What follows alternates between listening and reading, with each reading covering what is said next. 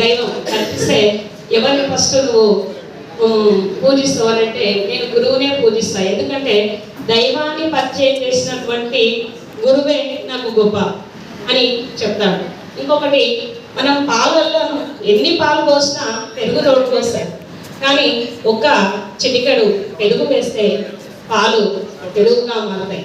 అంటే ఇక్కడ గురువు అనే వాళ్ళు పెరుగు లాంటి వాళ్ళు కాబట్టి విద్యార్థులకు చక్కని పెరుగులాగా జీవిత పరమార్థాన్ని నేర్పిస్తారు.